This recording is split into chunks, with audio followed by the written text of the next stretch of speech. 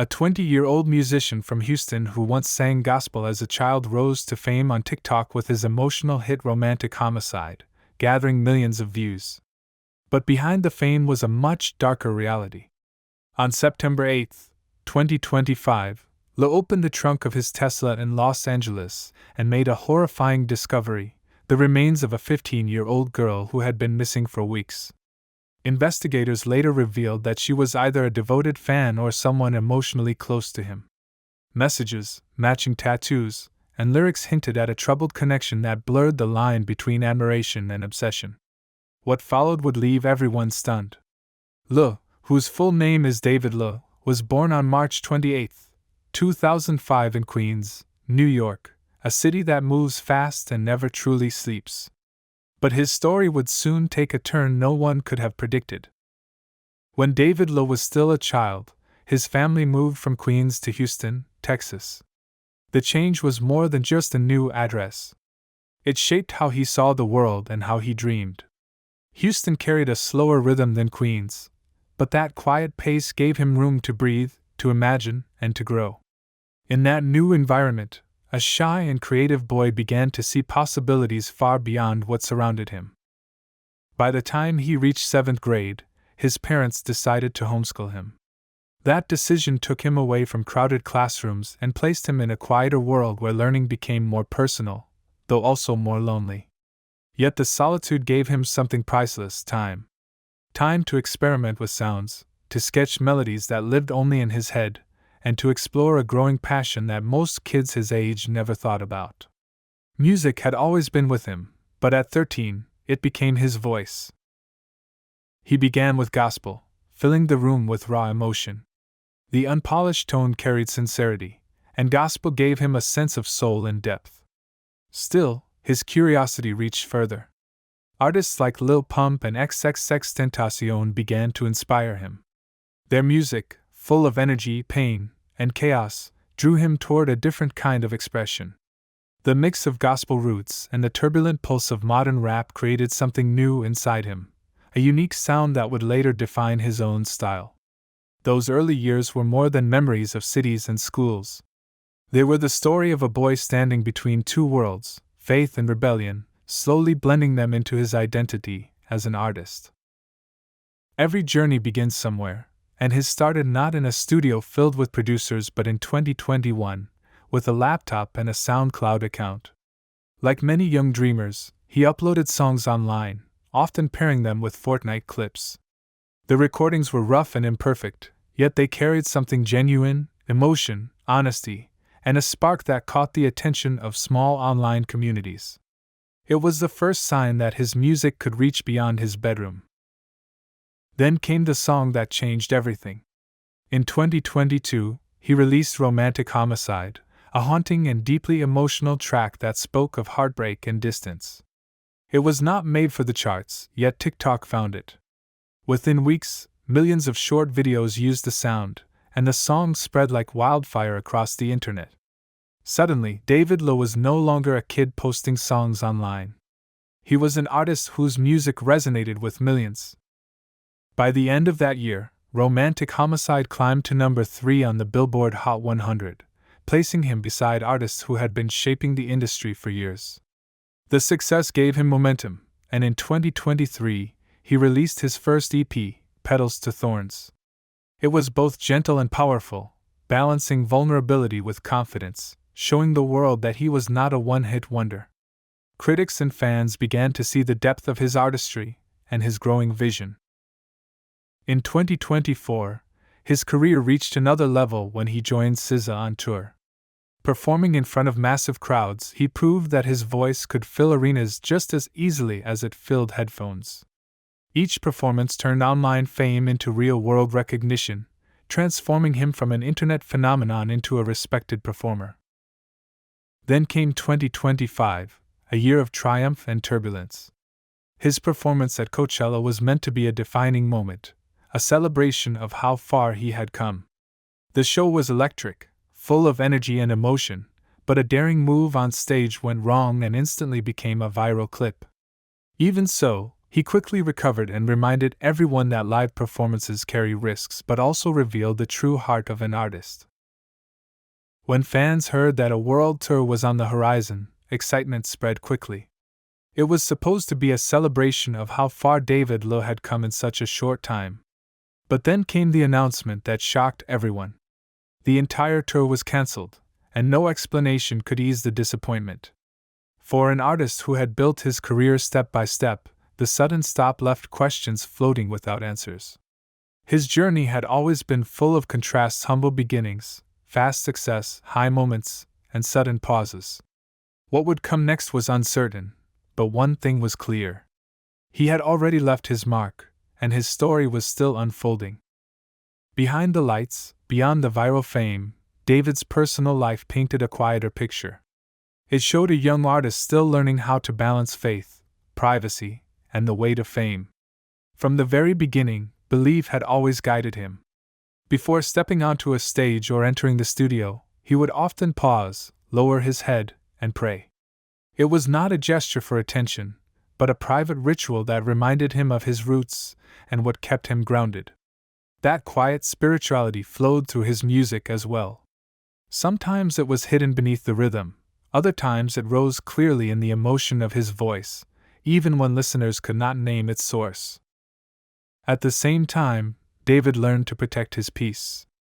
In a world where every post could spark debate, he made a simple choice to turn off comments and draw a line between his art and the noise of the internet. Some thought it made him distant, but for him, it was a form of protection, a way to keep his focus where it belonged on the music. It was not about ignoring people, but about preserving the calm he needed to create. That awareness extended beyond social media. In business, he was careful with every move. Early collaborations with clothing and lifestyle brands brought him visibility, but not all partnerships lasted. Some projects with fashion and footwear companies were quietly ended, reminders that public image is fragile when every action is watched. He learned quickly that the same spotlight that builds a career can also burn it if handled carelessly. All of this revealed a young man who was both brave and cautious. A performer willing to share his emotions through songs, yet careful about what parts of himself he allowed the world to see. The balance between openness and protection became part of what made him relatable. He was not just a celebrity. He was a young person trying to hold on to his faith, protect his peace, and still reach for dreams larger than himself. When the difficult news surfaced, silence did not last long. Within hours, attention turned from his music to his personal life. His name filled headlines. Conversations online carried judgment and speculation. Fans and critics alike wanted answers, and with every new rumor, the pressure grew heavier. Soon after, a spokesperson released the only official statement available. They confirmed that David was cooperating fully with the authorities. The words were meant to calm the situation, to show that he was not hiding, that he was willing to face everything openly. Yet for many, that reassurance felt incomplete. Cooperation could not erase the questions or the mental images already formed in the public's mind. Behind that statement stood a family caught in the middle of chaos. Fame had always been unpredictable, but this time, it felt deeply personal. Instead of applause, his parents and siblings faced anger and fear. Strangers flooded their messages with hostility and assumptions. Everyday actions like walking to the store or answering a phone call suddenly carried anxiety. People they had never met acted as if they had the right to judge or threaten. It was as though their home had turned into a courtroom without walls, where public opinion shouted louder than truth. For his family, it was a painful reminder of how quickly admiration can turn into accusation. They had once celebrated his rise with pride, thrilled to see the boy from Queens share his music with the world. Now, that same spotlight felt like exposure, pulling them into a story they never asked to be part of. Their only defense was unity. They leaned on each other, shutting out the noise, waiting for clarity. Those close to them described the family as protective and shaken but strong enough to face the storm together. Meanwhile, the phrase, "He is cooperating," continued to circulate, appearing in news segments and online discussions. It became both a shield and a burden. To some, it symbolized accountability. To others, it sounded like strategy. Each repetition reminded the public of how fragile his position had become. Cooperation meant he was facing the situation, but it did not mean he was free from scrutiny. The mix of public judgment, official restraint, and personal threats painted a larger picture about fame in the modern age. It raised difficult questions about what happens when public attention collides with private pain, when families become unintentional victims of a story too big to control. In the end, the reactions told their own truth: an artist standing on uncertain ground, a family under pressure, and a public unable to look away. The story had stopped being only about music. It had become a reflection of how quickly the line between fame and infamy can disappear. She entered the world around 2010, born in Lake Elsinore, California, a small city resting quietly between mountains and the desert. From the outside, Lake Elsinore seems calm and sunlit, a small California town where families gather near the water and teenagers spend long afternoons dreaming of escape. But for Celeste Rivas Hernandez, the peace outside never reflected what waited behind her front door. Even as a child, home did not mean safety. The walls often echoed with tension instead of laughter, and more than once, the neighbors heard things that made them uneasy. As she grew older, the signs of conflict became impossible to ignore. Records later showed that between February 2024 and April 2025, police were called to the family's home 11 separate times. 11 calls in just over a year, each one a moment when the situation at home became too heavy to handle alone. For Celeste, then barely a teenager, it meant growing up in a place where calm never lasted, and where every night could bring another round of uncertainty. Despite that, she tried to hold on to small pieces of light. Friends and teachers would later remember a girl who smiled quietly, who found peace in music, and who tried to focus on ordinary teenage joys like laughter and friendship. But even strong spirits can wear thin. She was old enough to sense what stability should feel like, but still too young to create it for herself. Those contradictions shaped her adolescence, forcing her to grow up too soon and leaving invisible marks that no one could easily see. When people speak about Celeste now, they often start with the tragedy of her loss. But to understand how things ended, it is necessary to look back at how she lived. She was a child surrounded by instability that was never her fault. The story was not about a single night or a single mistake, it was about years of trying to find peace in a place that rarely offered it. When the investigation into her disappearance began, speculation filled the silence. Rumors spread quickly both online and in her community. One of the most persistent claims was that she might have been pregnant. It became gossip that traveled from post to post, as if that explanation could somehow make sense of what had happened. But when the truth came out, it was simple. Celeste was not pregnant.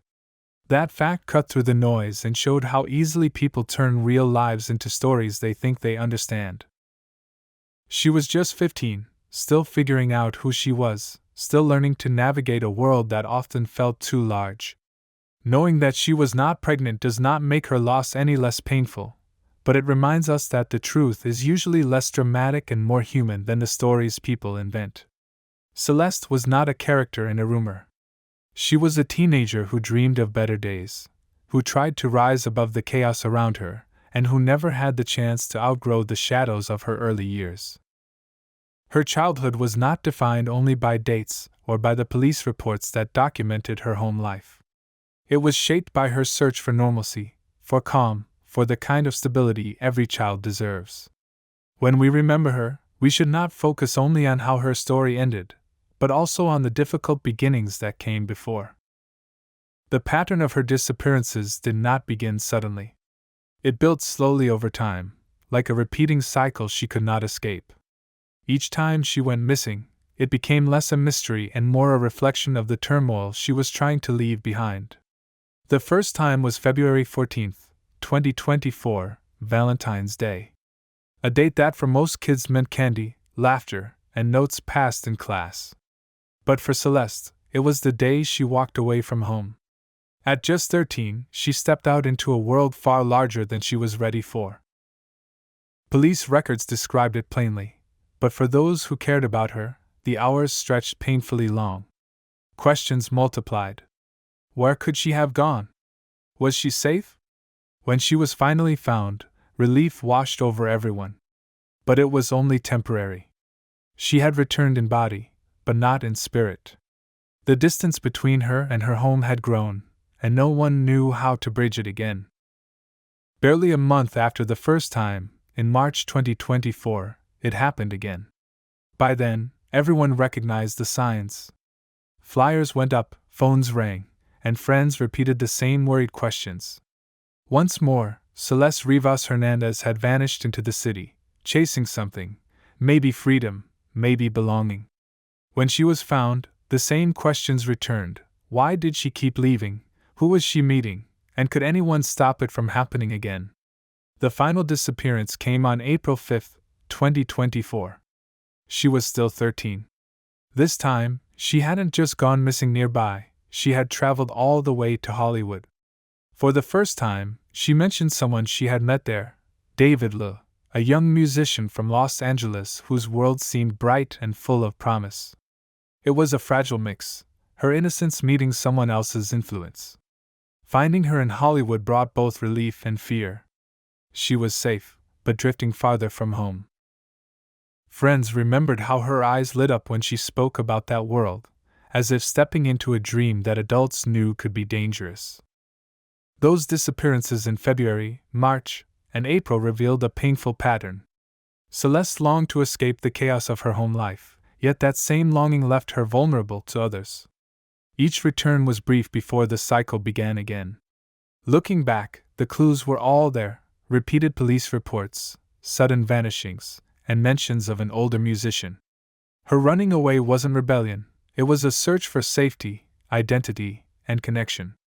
At 13, she should have been thinking about friends and school, but instead she was walking unfamiliar streets, trying to belong somewhere. Celeste loved Spider-Man, seeing in him the struggle to stay good in a confusing world.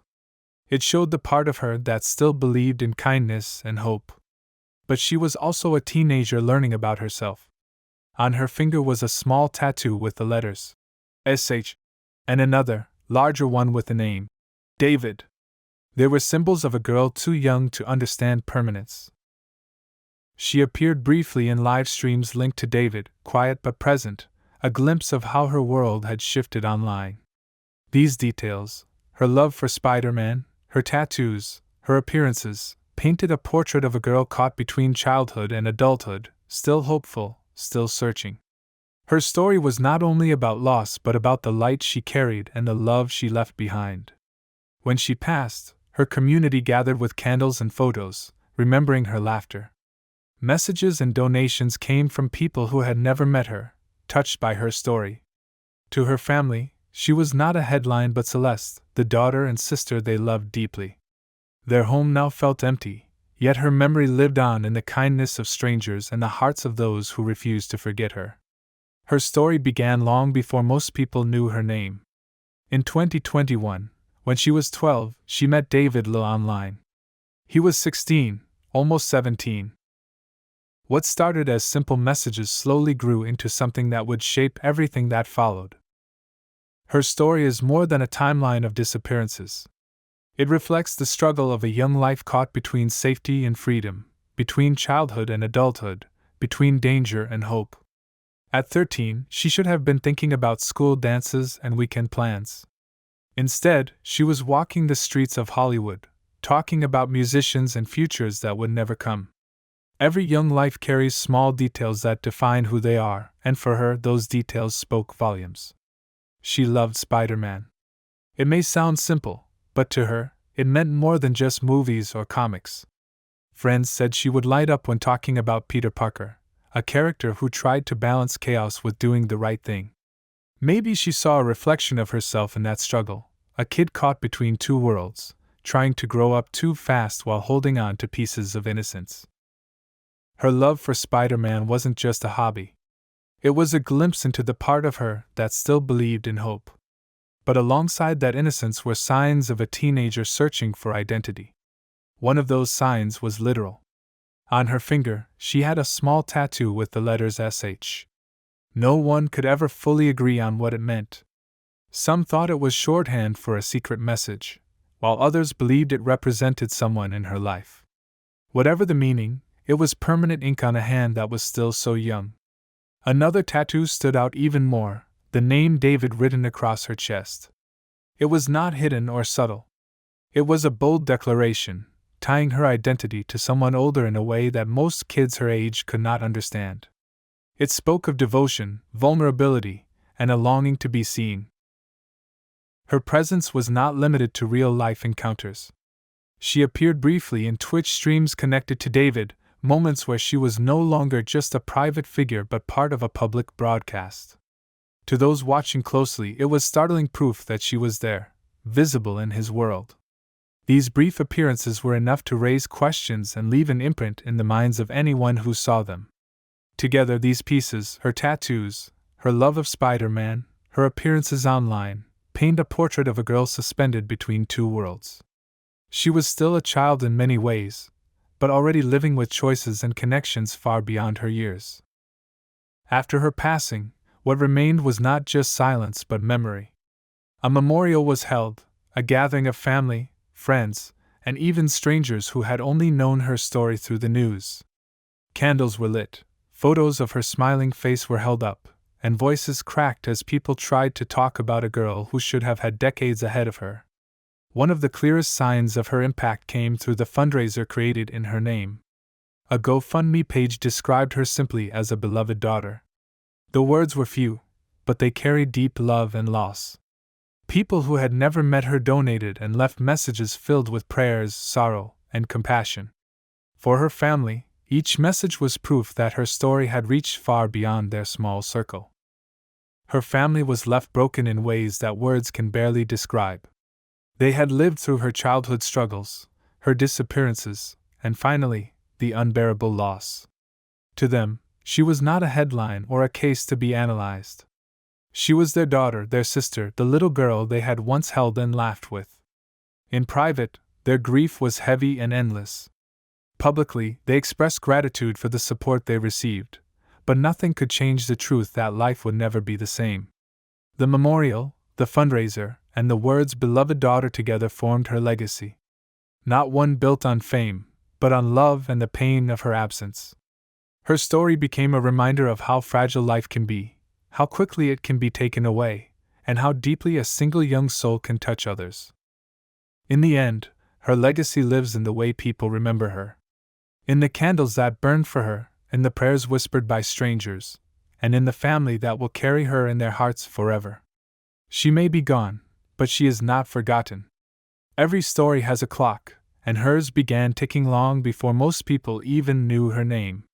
What emerged after her death was more than a timeline, it was a haunting progression that showed how a young life slipped further and further into danger. It began quietly in 2021 when she was just 12. Online, she connected with David, who at the time was 16 turning 17. It seemed harmless at first, just casual online conversations, but those early messages were the start of something that would change everything. Screenshots from 2022 revealed conversations that went beyond ordinary friendship. In those chats, David used terms of affection that might have seemed harmless between older teenagers, but she was only 12 at the time. Those small words, captured forever in digital form, carried a weight that was impossible to ignore. They suggested that the connection between them had already crossed into a space that was no longer innocent. What might have once been dismissed as friendly or playful now looked deeply concerning when viewed with the clarity of hindsight. Around the same period, an old TikTok video of David resurfaced.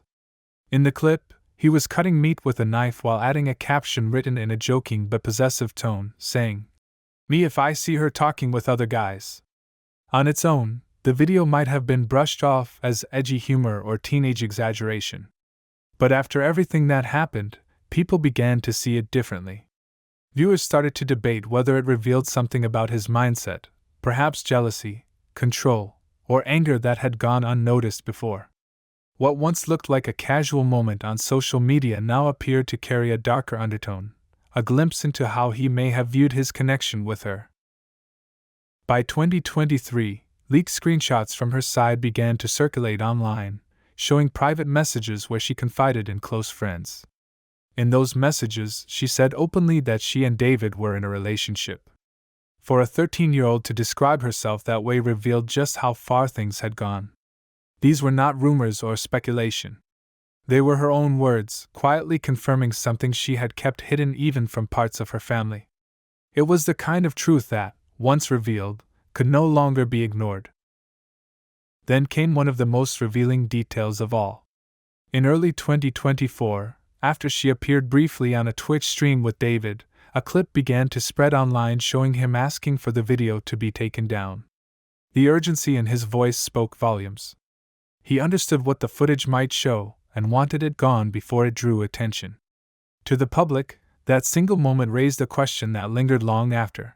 If there was nothing to hide, why was he so anxious to erase it? Together, the conversations, the TikTok clip, the leaked messages, and the deleted stream formed a digital trail that painted a troubling picture. Each moment on its own might have been explained away as youthful immaturity or poor judgment.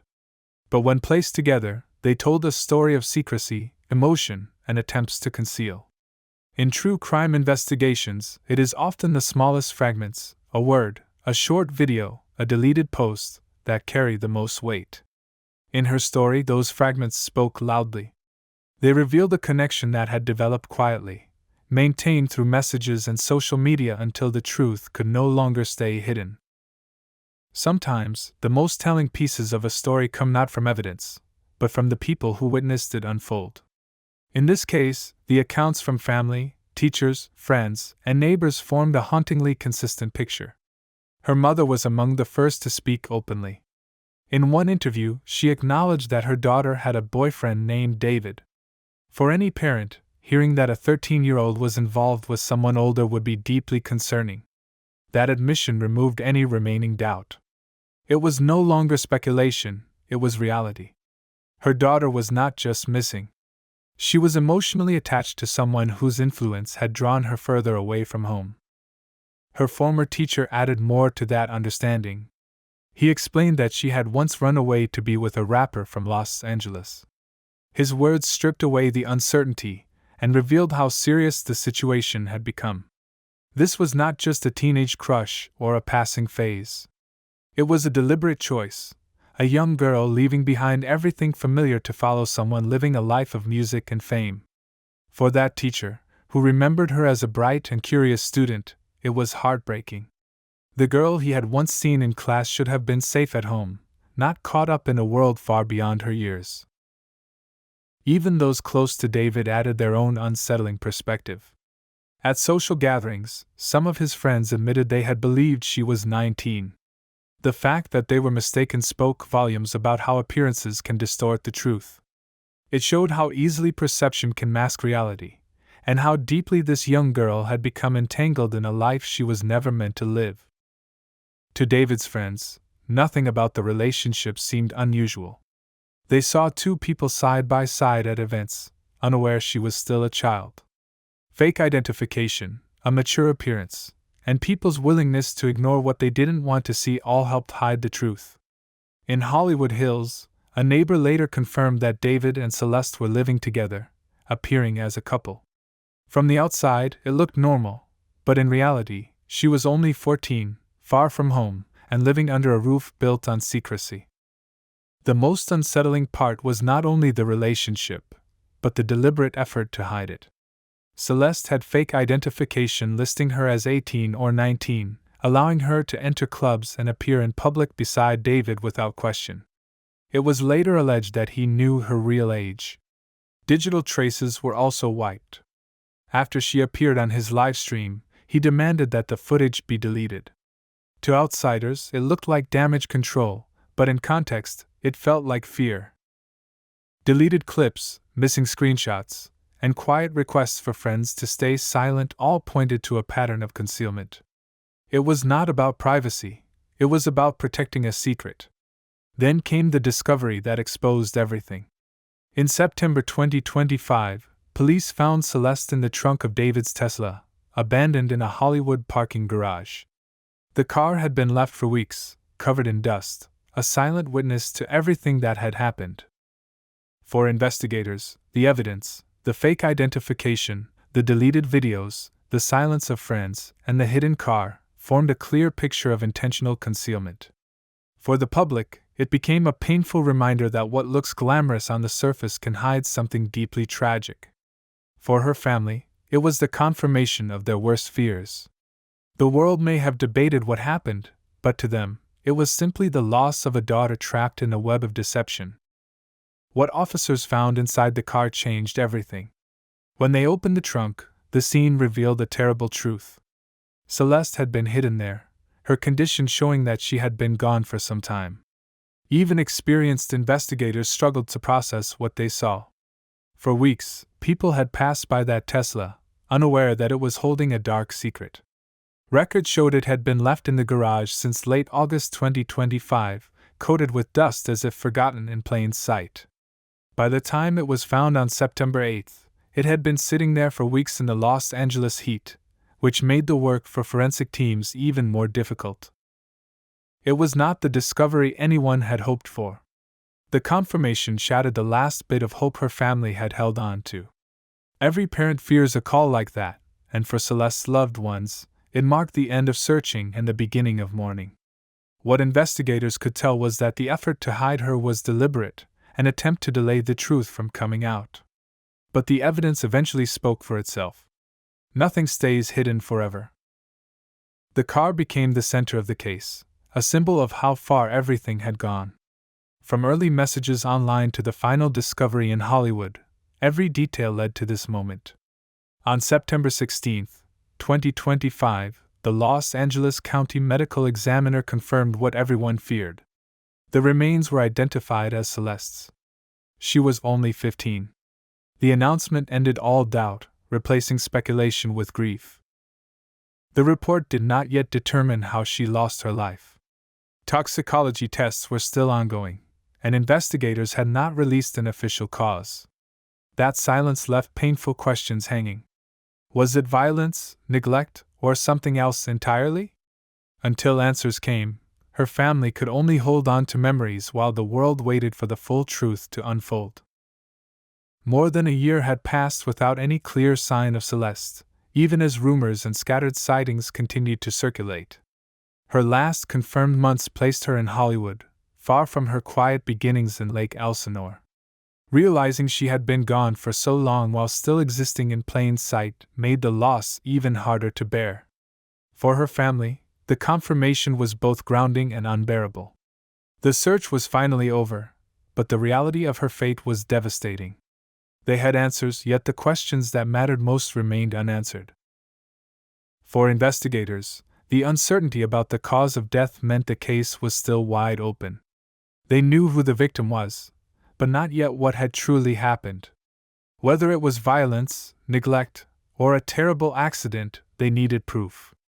The condition of what was found made that search more difficult, but also more urgent. For the wider public, September 16, 2025, marked a turning point. The story shifted from a missing person case to a demand for justice.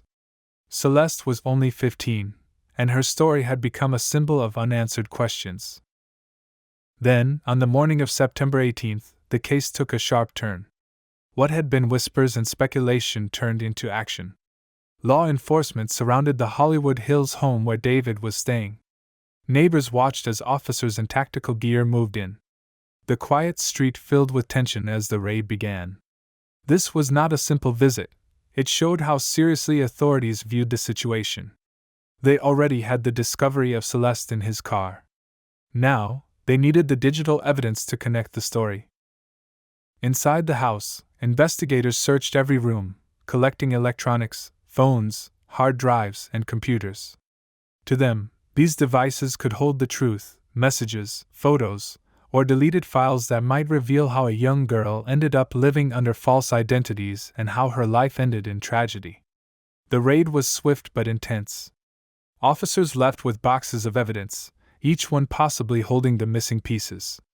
For David, this marked a breaking point. Until then, his team claimed he was cooperating, but the armed entry made it clear that patience had run out.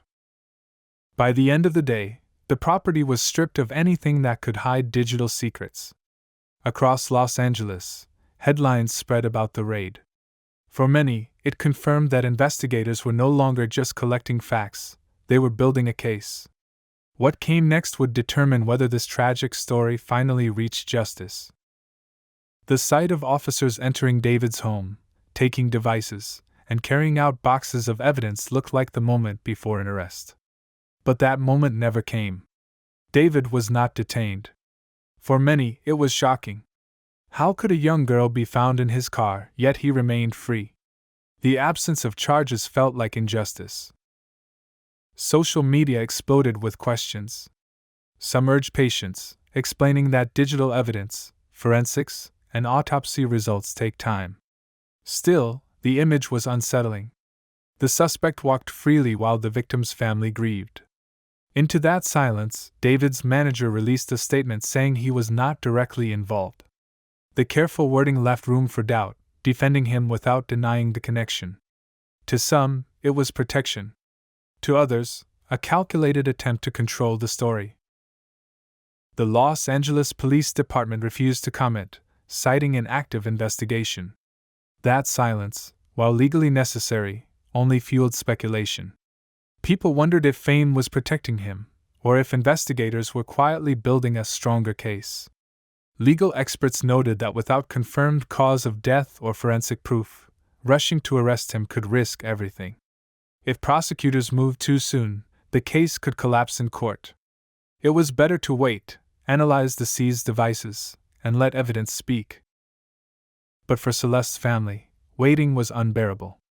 They had mourned her, faced public judgment, and still saw the man linked to her death walking free.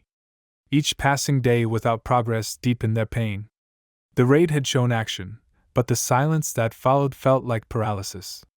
Justice seemed close yet painfully out of reach. As weeks passed, attention shifted to how this relationship began. The age gap between them was undeniable.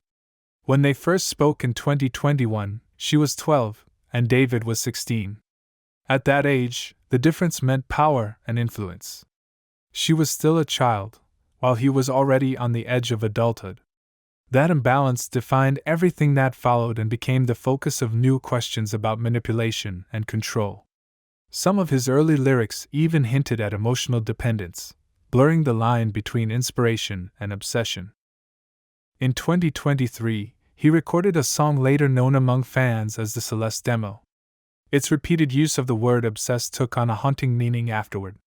What once sounded like a teenage love song began to feel like a glimpse into a darker mindset, one marked by control and fixation rather than affection. Critics later cited the track as part of a larger pattern, not proof on its own, but a window into a relationship that was never balanced. That pattern reflected a growing issue in the digital age, the blurred line between fans and rising artists.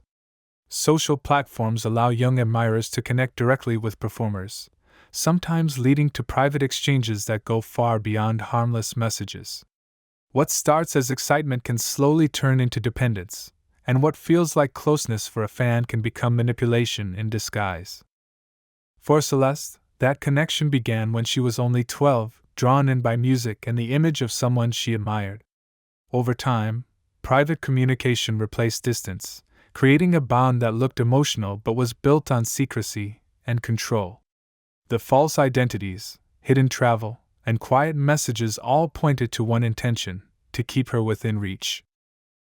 Investigators later identified this as a case of grooming, not a romance between equals. It was a relationship defined by imbalance, sustained through secrecy, and shaped by control.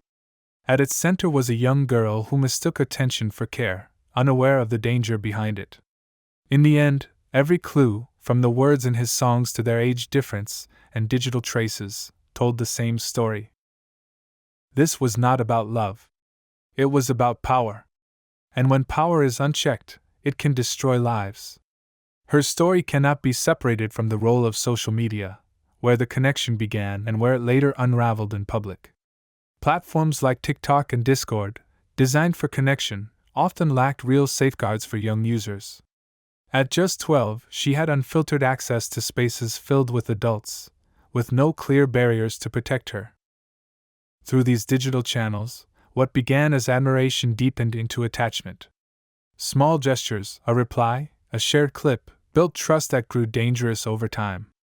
When his fame rose with viral hits like Romantic Homicide, the imbalance widened.